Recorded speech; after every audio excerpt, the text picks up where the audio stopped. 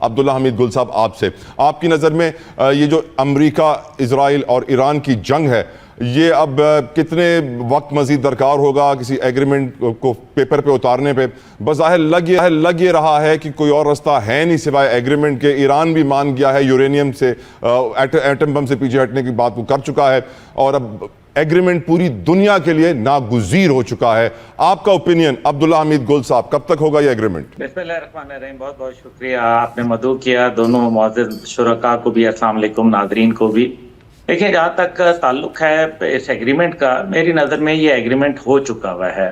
اور جب ہمارے فیلڈ مارشل ایران کے دورے پہ گئے تو بنیادی باتیں تو ساری طے ہو چکی تھیں. اگر جنگ کرنی ہوتی تو ڈونلڈ ٹرمپ اس دن رات کو کبھی بھی نائب صدر جے ڈی وینس کو دعوت نہ دیتے، بلکہ پیٹ ہیگزٹ وار منسٹر کو دعوت دیتے. وہ دیتے تو جوائنٹ چیف کو دعوت دیتے، وہ دعوت دیتے تو اپنی انٹیلیجنس کے سربراہ کو دعوت دیتے تاکہ مشاورت کر کے جنگ کو آگے بڑھایا جا سکے. لیکن انہوں نے اسی ٹیم کو دعوت دی، اسٹیو وٹکوف اور جیرڈ کشنر وغیرہ کو، جو مذاکرات جو کہ 12 اپریل کو منقطع ہوئے تھے وقتی طور پر، ان کو جا کے دوبارہ ریسٹور کرنے کی بات آئی. امریکہ کے اوپر جہاں بہت ساری باتیں، 2-3 باتیں کروں گا، بڑی وہ اہمیت کے حامل ہیں. سب سے بڑی بات یہ ہے کہ ڈونلڈ ٹرمپ انپریڈکٹیبل ہیں. نہیں، اب ڈونلڈ ٹرمپ انپریڈکٹیبل نہیں ہیں. وہ تب انپریڈکٹیبل تھے جب ان کے اندر ایک اپنی پھونک موجود تھی. اب جب وہ غبارے سے پھونک نکل چکی ہے تو ہی is very much predictable. Reason یہ ہے کہ اس ٹائم پہ جو پارٹی کو مشکلات پیش آ رہی ہیں، Republicans are facing a lot of problems, اور ان کو وہاں لوگ ٹکٹ واپس کر رہے ہیں. لوگ الیکشن کے لیے ایجنڈا کوئی نہیں ہے دینے کے لیے. مہنگائی، بے روزگاری بڑھ رہی ہے. سیاسی اور سفارتی تنہائی کا شکار ہو گئے ہیں. اور سب سے بڑی بات یہ ہے کہ اگر ڈونلڈ ٹرمپ نے یہ کہا کہ 3 دن کے بعد ہم حملہ کر دیں گے اور پھر سعودی عرب، یو اے ای اور قطر کے کہنے پہ مؤخر کیا، تو اس سے بڑی وضاحت سے ایک چیز بات کی جا سکتی ہے کہ ان کے پاس لڑنے کی اگر آپشن ہوتی تو اس ٹائم پہ خطے کے اندر نئے بحری بیڑے آ رہے ہوتے، نئے جہاز آ رہے ہوتے. کوئی نئی ایسی ٹیکنالوجی ابھی نہیں آئی جس نے ان کے 42 جہاز گروا دیے.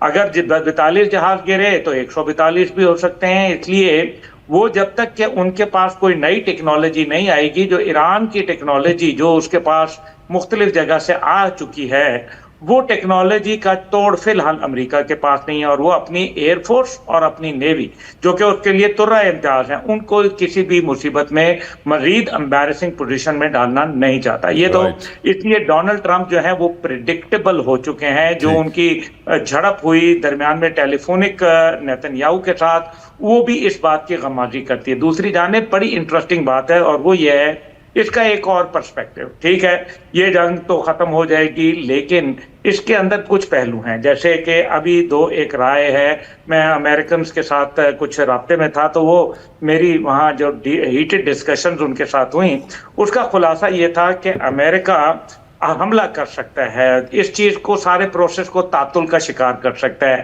پرولونگ کر سکتا ہے. اس سے یہ ہوگا کہ جناب ٹھیک ہے، جب مڈ ٹرم الیکشن گزر جائیں گے پھر حملہ کر دیں گے ہم، پھر جو ہے وہ کوئی مصیبت کریٹ کر دیں گے. دس از ون آپشن. لیکن یاد رکھیں کہ 27 اکتوبر کو الیکشن ہے اسرائیل کے اندر، اور اسرائیل کے اندر الیکشن اگر ہو گئے تو نیتن یاہو تو جیل کے پیچھے جائے گا. وہ تو گیا انشاءاللہ، اور وہ ضرور جائے گا. اچھا، لیکن اس کے اندر جو نیتن یاہو کیا چاہتا ہے کہ جنگ ہو، خطے کے اندر بدامنی ہو، تاکہ وہ اپنے آپ کو جس سیٹ اپ پہ وہ چل رہا ہے وہ ایمرجنسی سیٹ اپ پہ چل رہا ہے. الیکشن نہیں کروائے، کتنے عرصے سے، کتنے سالوں سے الیکشن نہیں ہونے دیتا، کیونکہ اس کو اپنی بظاہر جو سامنے نظر آ رہی موت ہے وہ نظر آ رہی ہے. اس لیے وہ الیکشن کو رکوانا چاہتا ہے اور اسی ایمرجنسی سیٹ اپ کو آگے پرولونگ کرانا چاہتا ہے. لیکن یہ انٹرسٹنگ بات یہ ہے کہ وہ 27 اکتوبر کو وہاں الیکشن ہو رہے ہیں، اور مزید پرولونگ کرنا ان کے لیے ممکن نہیں ہے اسرائیل میں. کب تک؟ اور نومبر میں ہوں گے امریکہ کے اندر. تو اس وجہ سے اب جو پہلی آپشن جس کا میں نے ذکر کیا تھا کہ امریکہ دھوکہ دے گا، ویسے تو وہ دھوکہ دینے کے ماسٹر ہیں، تو وہ دھوکہ دے گا اور وہ دوبارہ ایران کے اوپر کوئی چڑھائی کر سکتا ہے. دس واز دی آپشن، لیکن وہ اس صورت میں نیگیٹ ہو جاتی ہے. ڈاکٹر پاور، یور اوپینین سر؟ بہت شکریہ طلحہ بھائی آپ کو اور عبداللہ گل پیارے بھائی کو اور بریگیڈیئر صاحب انتہائی محترم اور آپ کی ٹیم آپ کے دیکھنے والوں کو سلام. عبداللہ گل کے ساتھ بالکل میں ایگری کرتا ہوں، لیکن اس میں دو چار بڑے سیریس چیلنجز ہیں. جس طرح عبداللہ گل صاحب نے بھی فرمایا وہ اسرائیلی بیہیویئر ہے، اور کنسسٹنٹلی اسرائیل اس بات کو باور کروا رہا ہے کہ لیبنان اس میں شامل نہیں ہوگا، اور ان کے کہنے کے مطابق انہوں نے پریزیڈنٹ ٹرمپ کو یہ کلیئر کر دیا ہے کہ وہ آزاد ہوں گے لیبنان کے اندر کارروائی کرنے کے حوالے سے. بینی گانٹس ان کے ایک سیاستدان ہیں، انہوں نے تو یہ تک کہہ دیا ہے کہ اگر لیبنان کو شامل کیا جائے گا اس سیز فائر میں تو پھر یہ اسٹریٹجک بلنڈر ہوگا. بلکہ انہوں نے ایک اور بھی دعویٰ کیا ہے، انہوں نے کہا ہے کہ مسلسل امریکہ آگاہ کرتا رہا ہے اسرائیل کو کہ وہ اس میں اسرائیل کو آزاد چھوڑیں گے، اور ساتھ میں انہوں نے جو ایرانی نیوکلیر پروگرام اور یورینیم انریچمنٹ کا جو معاملہ ہے اس کو ایرانی زمین پر نہ چھوڑنے کا معاملہ بھی اٹھایا ہے.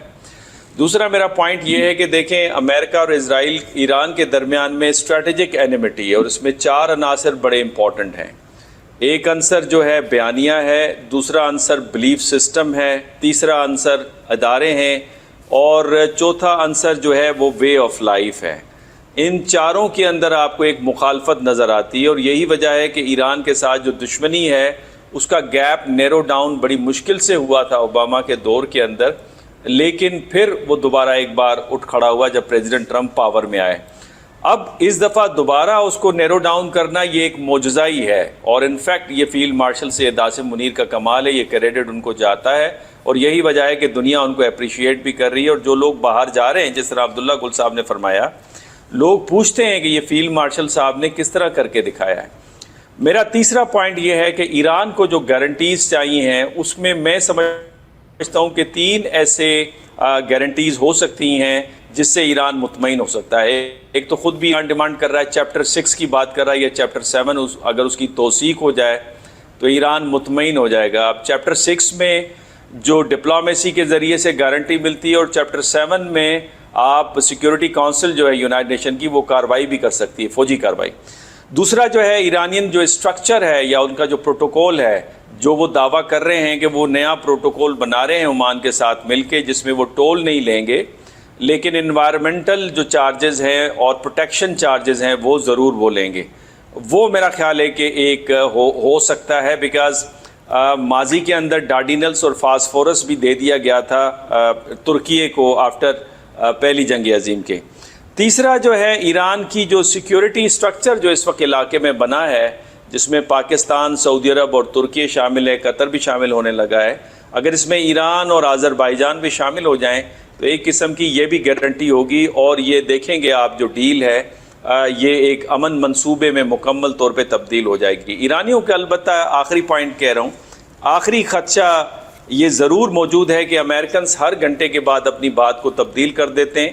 عبداللہ گل صاحب نے بڑی خوبصورتی سے فرمایا کہ ہوا تو نکل گئی ہے لیکن جو امپلسونیس ہے وہ موجود ہے، اور یہی وجہ ہے کہ وہ آپ نے دیکھا ہوگا مڈل ایسٹ کا نیا نقشہ جس میں United States of Middle East کا ذکر کیا گیا ہے. اگر اس معاملات یہ اسی طرح کی ٹویٹس اور وہ آتی رہیں گی تو اس سے تھوڑے شک و شبہات میں اضافہ رہے گا.